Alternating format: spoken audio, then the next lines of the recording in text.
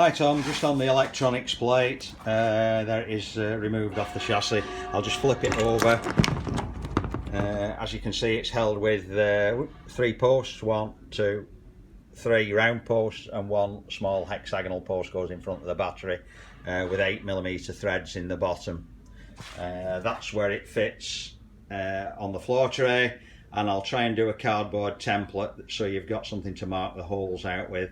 It just fixes with 4 of the 8mm big head fasteners, which you can tighten up with a circlip plier, something like that. What I would do is I would leave the posts permanently fixed to the floor tray, so put these big head fasteners in with some Loctite, plenty of Loctite, so that they get a real good hold and they won't come out.